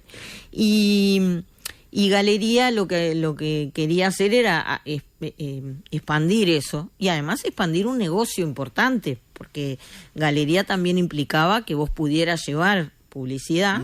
¿Es una revista elitista? ¿Es una revista elitista? No, muestra y cuenta muchas cosas de las élites, que a todos nos encanta y nos divierte. Claro, todos queremos formar parte de eso. A mí me encantaba porque yo a veces estaba en mi casa limpiando el piso, lidiando con 2 chiquilines chicos, y con problemas a veces para llegar a fin de mes, y me decían, ay, vos te debes pasar de cóctel en cóctel. No, yo los cócteles los muestro, pero no voy, porque si voy no puedo hacer la revista, y además tengo una vida y que no tiene que ver necesariamente, ¿no? con eso. ¿Cuándo decidió dar el paso del periodismo a la política? Bueno, cuando en el año 2017 yo decidí salir de Búsqueda y Galería, porque ya no me sentía cómoda, porque habían cambiado algunas condiciones del medio, que yo había formado a varias generaciones de periodistas, bien, mal, lo que sea, pero las habían puesto a mi cargo, y les decía determinadas cosas y le hablaba de determinados principios que después vi que ya no los iba a poder garantizar. Pero eso tenía más que ver con lo comercial que con lo político partidario. Yo creo que los condicionamientos a los medios, teniendo en cuenta la situación económica que están atravesando todos los medios masivos de comunicación en el mundo, tienen más que ver, son condicionantes que tienen mucho más que ver con la ecuación económica que con lo político, ¿no? Las presiones vienen por ahí, los condicionamientos vienen por ahí, no por parte de las empresas, pero muchas veces uno tiene que pensar, si yo digo esto voy a afectar a tal avisador y ese avisador capaz que se me enoja, a veces uno es más realista que el rey, ¿no? Se me ofende, me retira el aviso, yo después no voy a pagar los sueldos. O sea, las angustias vienen por ahí. Entonces, decidí salir. Además, Claudio ya estaba muy enfermo. Sabíamos que lamentablemente no iba a sobrevivir la enfermedad. Danilo se estaba retirando y me pareció que yo formaba parte un poco de ese triángulo y tenía que retirarme. ¿Qué le sedujo del Partido Independiente? Y bueno, y Pablo Mieres, primero fue la televisión, fue mi amigo Gonzalo Terra que me llamó para integrar todas las voces, pero claro, ¿Qué eso... está pasando con la televisión, las panelistas que se transforman en vicepresidentas o en candidatas a vicepresidentas? Nos promueven desde ahí. Mónica Botero, panelista de Todas las Voces. Beatriz Argimón, panelista de Esta Boca es Mía. Valeria Ripoll, panelista de Esta Boca es Mía. Mirá, ¿no? ¿Te puedo pasar una tanda feminista? Sí. Creo que es un ejemplo bien claro de que muchas mujeres en política, cuando nos dan una presencia, conquistamos a la gente y ahí los partidos se dan cuenta de que somos un capital. El capital estaba, lo que pasa es que no teníamos oportunidad capaz de que nos vieran. Y creo que es un producto de eso. Pero bueno, mientras estaba en televisión, que no era una opción, era una participación, Pablo me llamó y me dijo, escúchame, vos que tuviste 30 años con este tema de las mujeres que tienen que estar, yo te ofrezco, y el partido quiere, y sabemos que tú sos cercana a nosotros, que te integres. Para nosotros sería un valor importante. Lo pensé mucho porque tenía que quemar todas las naves. Toda la vida dije que quien es periodista y se pasa para la política después no vuelve al periodismo, ¿no? Y lo tenía 50 y pocos años y tenía que, para los que sacan cuentas, aviso, cumplí 60 este año, soy una sexagenaria, orgullosamente menopáusica también, posmenopáusica, digamos, tenía que quemar las naves para el resto de mi vida profesional. Y bueno, creo que solamente lo hice por el Partido Independiente, no lo hubiera hecho por otro partido. No es que como vinieron estos a ofrecérmelo, lo hice. Lo hice porque sabía que... ¿Por qué razón por el Partido Tirate Independiente? que hay agüita, Sí, ¿viste eso? sí. Bueno, me pero tiré ¿por qué razón? ¿Qué la sedujo de la ideología o del Partido Independiente? Bueno, yo siempre estuve parada en ese lugar. Empecé en la lista 99. La lista 99 es una de las dos grandes vertientes del Partido Independiente. Las ideas de la socialdemocracia, de una democracia de mercado, con un Estado que se haga presente donde se necesita y que esté por los más necesitados y por la gente más vulnerable, porque es la forma también de que salga adelante toda la comunidad. Pero con un mercado y con los principios de la libertad y del respeto a la democracia por sobre cualquier otra cosa. Y bueno, esas banderas son del Partido Independiente porque las traen de la lista 99, las traen del Partido Demócrata Cristiano. El otro día un compañero dijo, yo que soy un independiente nativo, porque ahora desde 2002 para acá podés haber sido solo del Partido Independiente, creo que son banderas que el Partido Independiente tiene, y donde yo me sentía absolutamente cómoda, salvo ese lapsus de 3 años que te contaba hoy, siempre estuve parada ahí y por lo tanto no me costó nada. El Partido Independiente hoy forma parte de una coalición. Sí. Donde también convive con partidos como Cabildo Abierto. Sí. ¿Son los socios de la coalición que menos relación tienen? Probablemente sí. No sé cómo será la relación con Cabildo Abierto de los otros partidos de la coalición. Es probable, no sé. Tenemos poca relación, eso es verdad.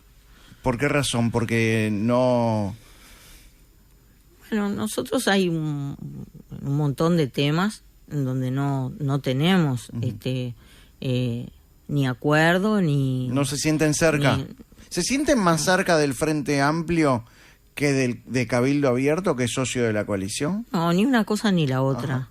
Nosotros creemos que tenemos un perfil propio, que es el de una socialdemocracia, con ideas de estímulo al crecimiento productivo, que por ahí es por donde se pueden hacer políticas sociales. Sin crecimiento económico es muy difícil, lo que haces es endeudarte y por lo tanto jorobar más a la gente que supuestamente querés beneficiar, y con un respeto irrestricto a la libertad, a los derechos humanos, a la libertad de expresión. Eso somos nosotros. Con todo ese bagaje y la historia que hemos ido construyendo, que demuestra que eso es así, que no es una declaración, ni que estamos viniendo como ninguna novedad, ni ninguna cosa rara. Eso hemos sido desde el principio, incluso antes de que existiera el partido. Los dirigentes estuvieron parados en ese lugar desde siempre. Bueno, con todo ese bagaje nosotros acordamos firmar, suscribir el compromiso por el país que nos propuso quien hoy es el presidente de la República, y en esos puntos trabajar juntos, en la coalición. ¿Usted se imaginaba la coalición unida hasta el fin del gobierno, hasta el fin del mandato? Me daba algunas dudas. La pericia impresionante del presidente de la República creo que lo hizo posible. Y también otro trabajo, y vuelvo a lo de invisibilizado, pero por el chiste que me hizo el presidente, la tarea de la vicepresidenta no es menor. Lo que ha sido discreta, sobria, pero ella fue la que tuvo que coser, unir, bordar, masticar, todo aquello esa especie de conglomerado que estaba conviviendo todos los días en el Parlamento, muchas veces con discrepancias, con hasta con peleas, ¿no? Estamos hablando del Partido Independiente. ¿Usted alguna vez cuestionó la presencia de Cabildo Abierto dentro de la coalición? Porque la coalición cuestionó al gobierno, o mejor dicho, Cabildo Abierto cuestionó al gobierno, y usted mandó un tuit como que habría que dar un paso al costado si se cuestiona al gobierno. Y bueno, nosotros hemos tenido el estilo, como estilo de partido, de que las discrepancias que hemos tenido con el gobierno, con el presidente, pero con el gobierno, las hemos planteado donde las teníamos que plantear. Algunas veces, si tuviéramos que marcar perfil y expresar públicamente desavenencias, lo hemos hecho. Pero lo hemos hecho porque están fuera de los compromisos asumidos en el compromiso por el país.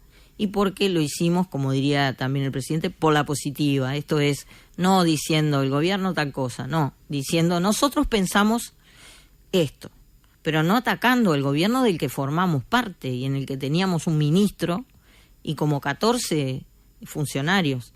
Entonces, ¿cómo vamos a estar criticando al gobierno hacia afuera, cuestionando cosas, incluso hasta moralmente al gobierno, si nosotros somos parte del gobierno? Entonces no nos podemos autopercibir oposición si somos parte del gobierno. Usted, hablando que es parte del gobierno, es directora de InMujeres. Sí. Cuéntele a la gente de qué se trata InMujeres.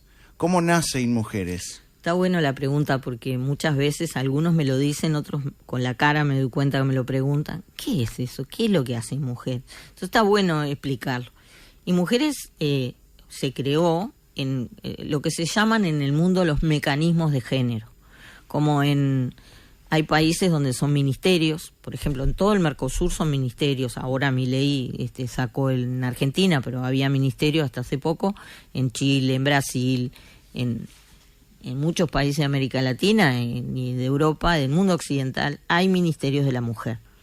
En otros son secretarías presidenciales, en otros son... Bueno, acá es el Instituto Nacional de las Mujeres, que fue creado en el año 87 durante el primer gobierno de la democracia, a instancias de la doctora Adela Reta, entonces ministra de Cultura. Adela Reta del Partido Colorado. Sí, exacto. Ella era la ministra de Cultura. ¿InMujeres no es una creación del gobierno de izquierda? No.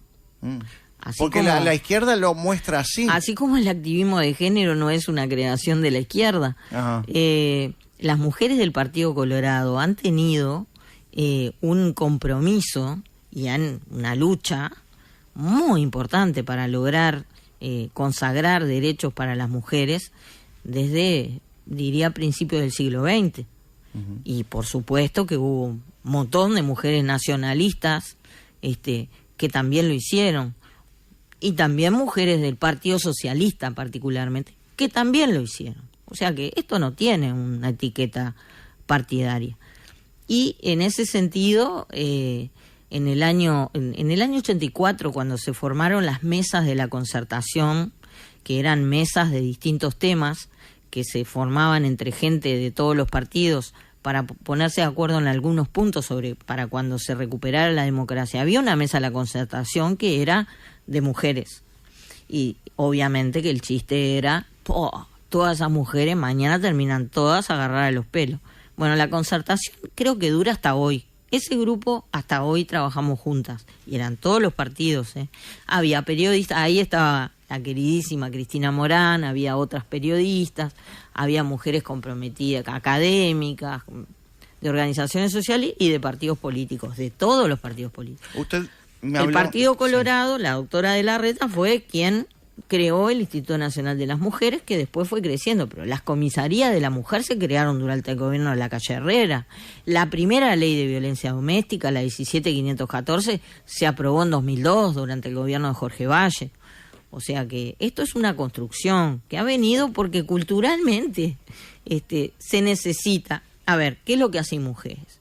El cometido de InMujeres es tratar de reducir las desigualdades entre hombres y mujeres que implican un perjuicio para las mujeres. ¿En qué sentido? Bueno, si vos mirás yo te tuteo, tú me tratás de usted, pero Porque sí. es una sexagenaria. Debe ser por eso, Claro. te veo como alguien mucho más joven. Estamos ahí. Te estaba diciendo, el mercado laboral. Ujú. Las cifras son muy significativas en cuanto a la desocupación. Hay muchas más mujeres desocupadas que hombres. Lo hemos reducido ¿En este nuestro periodo, país? En este periodo. Sí, claro. La desocupación anda en el 9 y poco, pero entre los hombres es del 7 y pico, casi 8, y entre las mujeres es de casi el 11. Lo mismo la tasa de actividad. Hay una brecha de 15% entre la tasa de actividad y entre hombres y mujeres. 15%. ¿Dónde está el problema? Porque es en todos los ámbitos que eso sucede.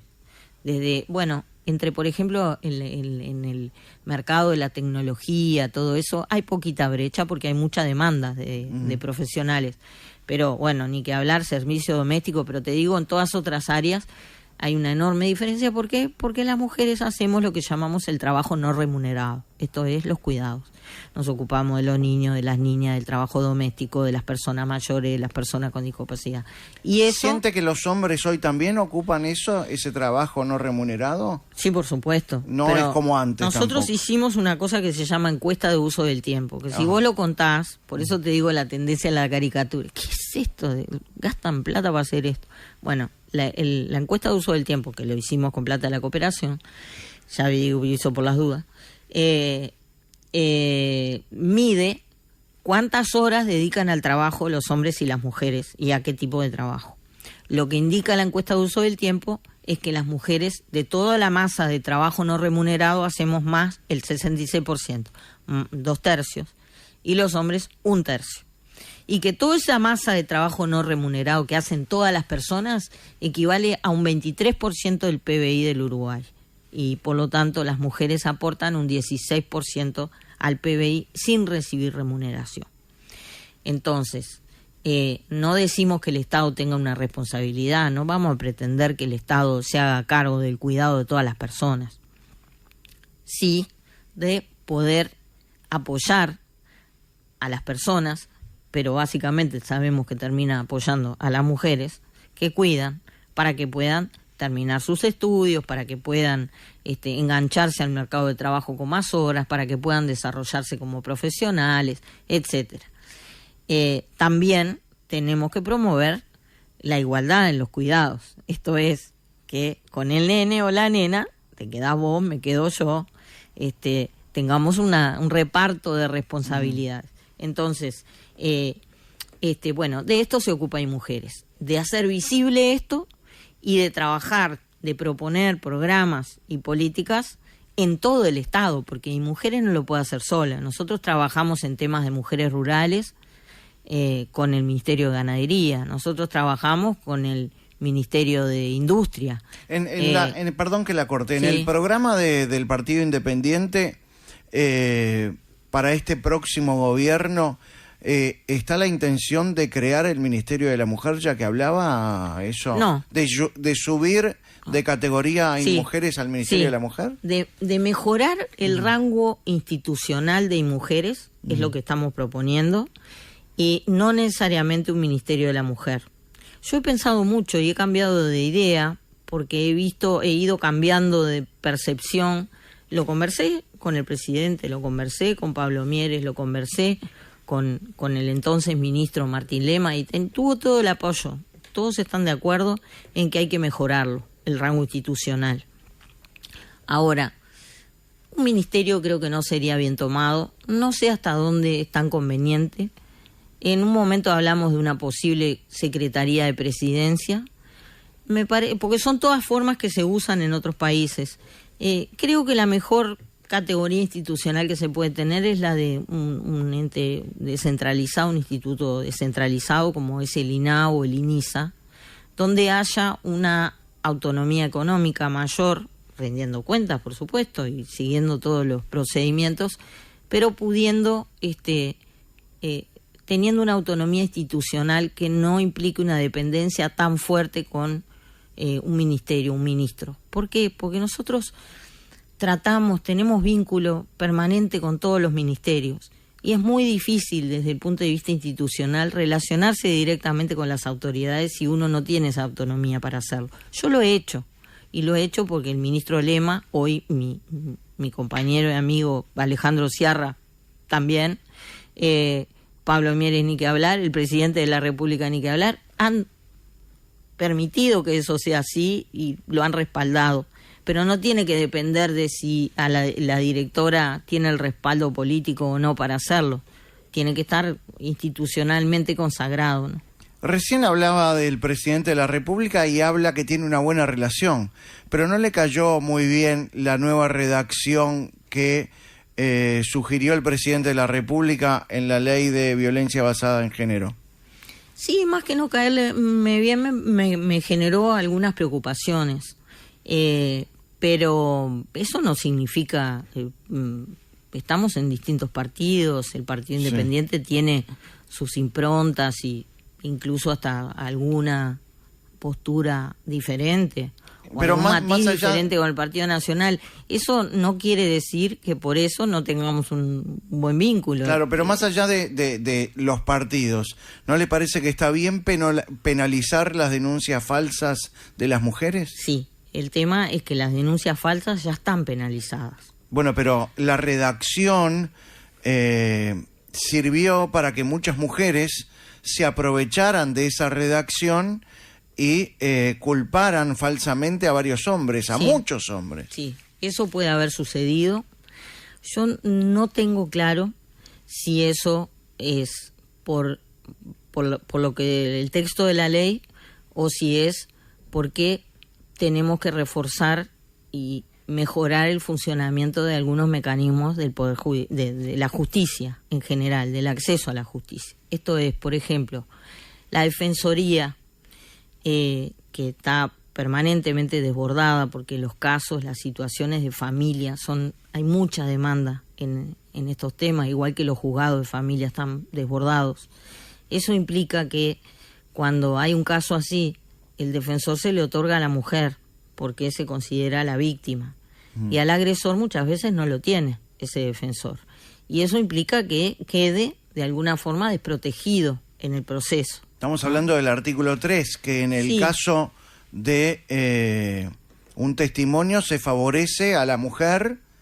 Exacto. Y eso de alguna lo que a mí manera... me gustaría aclarar es que esta ley no es que favorezca, porque no es una ley que esté en el marco o en la órbita del derecho penal. Es una ley de protección. Por lo tanto, el principio de esta ley es el principio de protección. Pero el artículo 3 de la ley habla de favorecer a la mujer. Sí, hay una parte que la verdad... Dice así. En caso de conflicto o duda sobre la aplicación de las disposiciones contenidas en la presente ley, prevalecerá la interpretación más favorable a la mujer en situación de violencia. Sí, eso tiene que ver con un principio del derecho que tiene que ver con la simetría de poder, entre comillas, o la simetría entre las partes. En el derecho laboral, por ejemplo, también se usa en que en una situación de conflicto de alguna forma prevalezca o haya una cierta inclinación hacia el trabajador, hacia el derecho del trabajador. A veces también es injusto. No cumpliría con todos iguales ante la ley. Esto. Bueno, sí, porque se parte de la base de que las mujeres estamos en una situación de asimetría y que tenemos evidentemente una situación física inferior y también muchas veces una situación psicológica, económica inferior. De todas maneras, esto no quiere decir que yo diga esto es la Biblia, es sagrado y no se puede tocar. Es evidente que desde que la ley está en vigencia ha generado un montón de situaciones que han perjudicado a muchas personas. Yo te digo, ha perjudicado, ha protegido la vida de miles de mujeres. Si tú ves en el estado en el que llegan, sí, claro, las nadie 3.500 desconoce eso, sí, claro. Que atendemos todos los años, casos nuevos, 3.500, en todos los servicios nuestros, con abogadas, con psicólogas. Hay casos terribles. Aberrantes. Está bien, pero hay que ponerle límite también a la denuncia falsa. Yo creo que si bien esta es una ley de protección y que por lo tanto tiene que tratar de favorecer el principio de protección de los más vulnerables en estas situaciones, que son las mujeres, los niños y las niñas, sería deseable, incluso sano, para toda esta discusión que se ha generado, que se genere una revisión, una reconsideración, donde todas las partes puedan opinar, sobre todo los que saben de derecho, no en mi caso, donde todos puedan hablar y plantear sus objeciones y qué es lo que proponen como reforma. Me parece que está muy bueno. Requiere un cierto tiempo, ¿no? Y en una de esas, los ánimos, como decía Jorge Valle, el estado del alma en un año electoral no es el mejor para hacer esto, pero sí me parece que hay ajustes que son necesarios. Vamos a una pequeña pausa, Mónica Botero, y luego Bien. seguimos. ¿Tiene que irse? No, ¿A dónde no. va? ¿A dónde va ahora? Ahora voy a la despedida de una mujer, que es una diplomática que se va del país. Upa, ¿de y qué bueno, país? De Gran Bretaña, la embajadora. La embajadora de Gran Bretaña. ¡Pausa!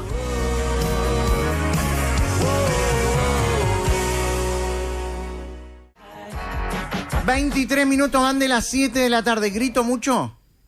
¿Grito? Bueno, es tu estilo.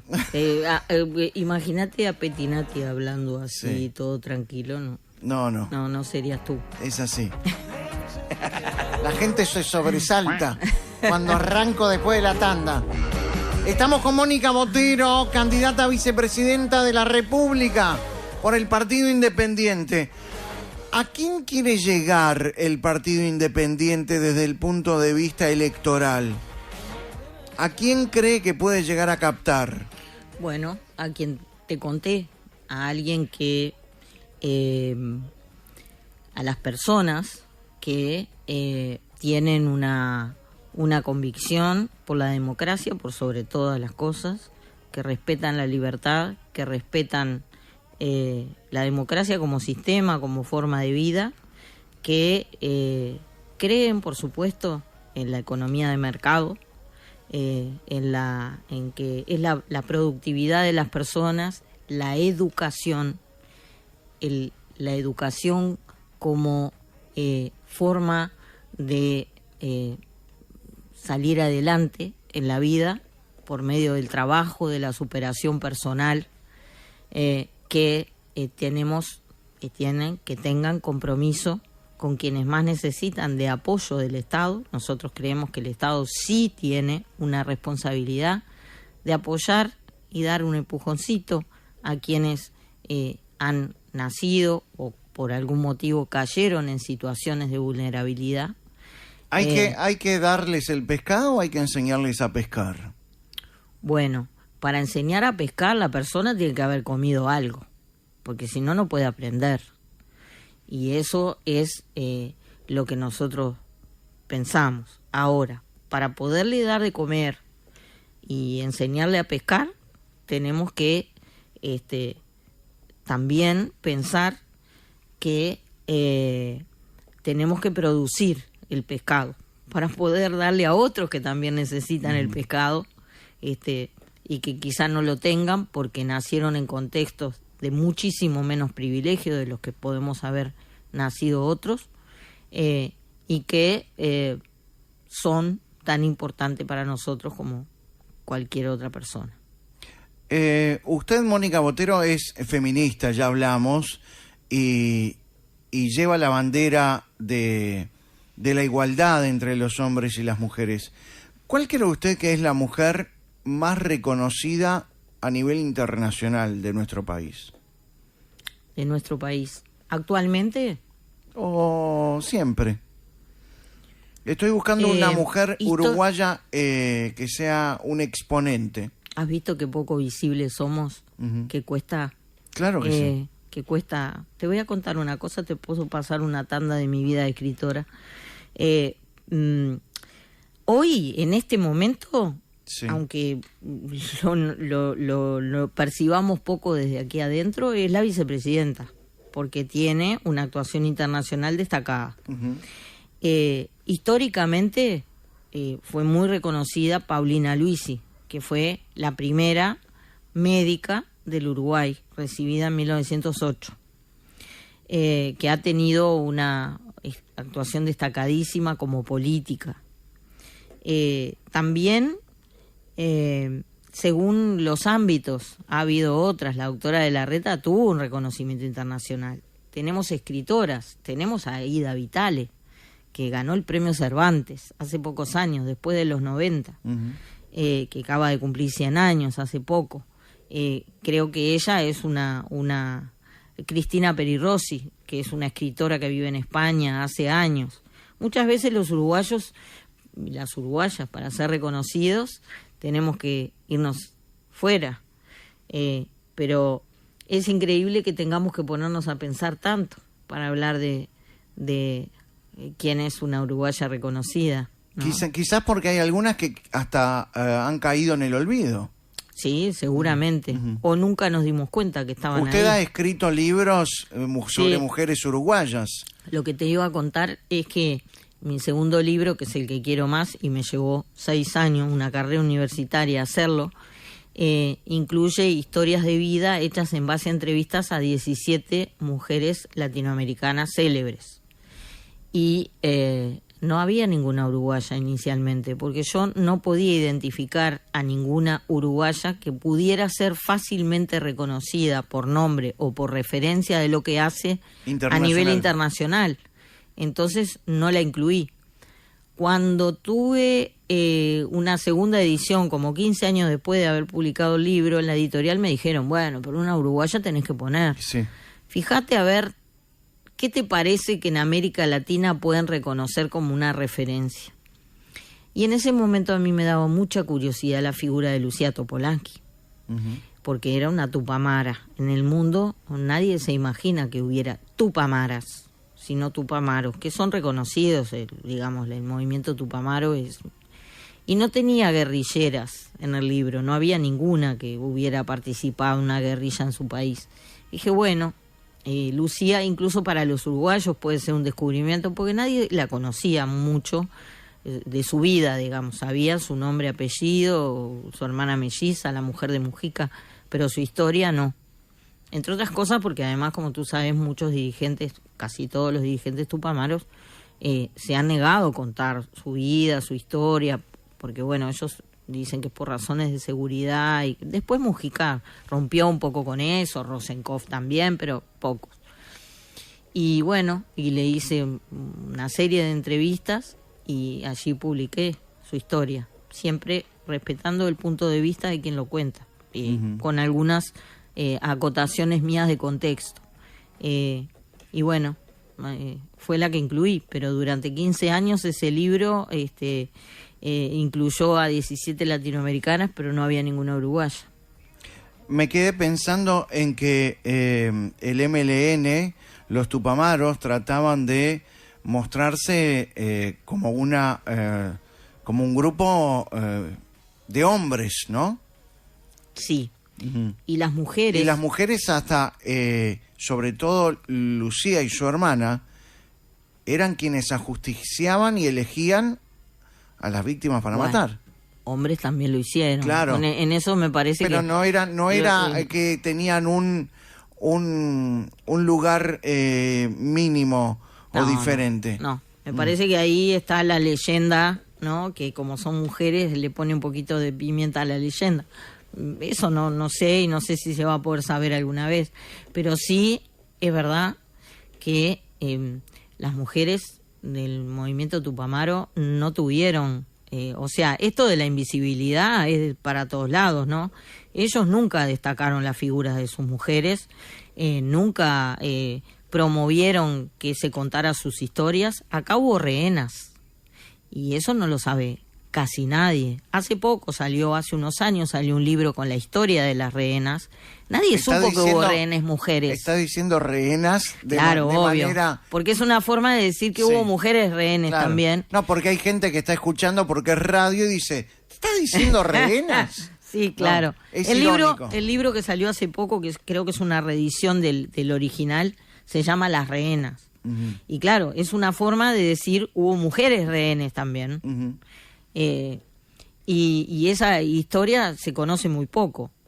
Y hubo una fuga tan épica como la de Punta Carreta, de las mujeres que la conocemos, los viejos, los que nos hemos dedicado a leer ese tema, que fue una fuga de las mujeres, las tupamaras que inicialmente antes de la dictadura estaban presas en Cabildo, en la cárcel de mujeres de Cabildo. En la calle Cabildo. Y se fugaron en la misa, por la iglesia, por la capilla de Cabildo. Y bueno, yo tuve el privilegio de entrevistar para mi primer libro a Jessie Maki, que fue quizá la más legendaria de las dirigentes tupamaras, gran amor de José Mujica, ¿no? Antes que Lucía. Lucía también tenía una pareja anterior, y Jessie era una mujer bellísima. Entonces, en toda una generación era como el símbolo de la guerrillera. Iba a decir era una bomba, pero... Era. No, pero se puede asociar. Cuando hablé con ella, para mi primer libro, ella estaba muy desencantada, un montón de cosas, y me contó, está publicado ahí, ella tuvo una hija dentro de la cárcel, y durante muchos años sus propios compañeros que estaban en el penal de Libertad creían que era de un militar la hija, y ella había tenido la hija y la había concebido deliberadamente con la complicidad de un par de guardias en un ¿Una visita? en un cuartel. Ah. No, porque él también era preso. Y ese hombre, cuando lo mandaron a libertad, él dijo que era él el padre de la hija de Jessie. Y bueno, ahí las cosas se aclararon. Pero bueno, esas son historias que están poco contadas, porque eran mujeres, yo qué sé, tenían poca épica. Y los tupamaros varones los contaron poco esas historias. No sé si es que los pone incómodo, como a todos, tupamaros y no, hablar de la vida privada, de cuestiones vinculadas a la vida privada, pero a la vida privada no del chusmerío amoroso, a la vida privada de cómo viviste la cárcel siendo mujer, cómo vivís la tortura siendo mujer, cómo te decidís a dedicarte, a sumarte a la guerrilla siendo mujer. Cuando tenés 23 años te entras a plantear si querés ser madre o no, pero estás en una tatucera. O sea, esa es una experiencia que a mí me parece muy interesante. Y esa experiencia nunca... No sé si la consideran que no tiene épica. Para mí tiene un montón de épica, pero se ha contado muy poco. Gracias, Mónica Botero, por venir. Nos vamos a ir con el Sino Paso, ¿quiere? Gracias a ustedes. ¿Quiere irse con el Sino Paso? Bueno, ahí donde está el problema, ¿no? Por lo que venía nerviosa, pero dale. Si quiere, no... Dale. Llega a malos pensamientos. Si quiere, no lo hace. Dale. No, paso. Solo una respuesta. Sí. Solo una palabra. ¡No! Solo una contestación. Paso. Ante cada pregunta. Sí. ¡No! Paso. Usted va a tener que responder varias preguntas. Y las respuestas posibles son 3. Sí, no, paso. Paso solamente en 2 oportunidades. No son difíciles, son fáciles. Es una hoja nada más. ¿Es necesaria la creación de un Ministerio de la Mujer? No. ¿Gustavo Subía es un retrógrado? Y sí. ¿Ideológicamente siente mayor cercanía de los sectores moderados del Frente que de Cabildo Abierto? Ni uno ni otro. No, sí, no. Ni paso, ni sí, ni no. No me siento cercana a ninguno. Le voy a preguntar nuevamente, a ver si podemos encontrar una respuesta. ¿Ideológicamente siente mayor cercanía de los sectores moderados del Frente Amplio que de Cabildo Abierto? Puede utilizar un paso, ¿sí? Bien. ¿Cree que Cabildo Abierto es un partido de sesgo machista? Sí. ¿Los partidos políticos diseñan estrategias para evadir la aplicación de la ley de cuotas? Sí. ¿La decepcionó que fracasara el proyecto de ley de paridad de género para cargos electivos? Sí. ¿Se puede ser feminista y de derecha? Sí. ¿Hay mujeres que han abusado de la redacción dada a la ley de género? Sí. ¿Se equivoca la calle Pou al sugerir modificaciones a la ley de género? No. ¿Se siente decepcionada por la posición de la calle Pou? No. ¿El Frente Amplio pretendió adueñarse de la agenda feminista? Sí. ¿Hay proclamas feministas que deslegitiman algunas reivindicaciones de las mujeres? Sí, ¿Hay fiscales abiertamente feministas? no sé. Sí, no es ningún delito. ¿En Uruguay hay quienes han politizado el feminismo? Sí, ¿La marcha del 8M está dominada por agrupaciones radicales? sí, ¿Se excede el PIT-CNT los 8M al paralizar actividades? no, ¿Se arrepiente de haberse fotografiado con Fidel Castro? no, ¿Le avergüenza que haya quienes defiendan la ideología comunista? sí, ¿Cree que Mujica sigue teniendo influencia en Búsqueda? no, ¿Hay quienes puedan estar operando políticamente a través de Búsqueda? no, ¿Extraña el periodismo? no. ¿Cree que volverá a ver a Liverpool campeón uruguayo? Claro, sí. Vaya. Gracias, Mónica Botero, un placer. Gracias a ustedes. ¡Nos vamos! Gracias a todos. Hasta mañana. Que late, ríe el corazón.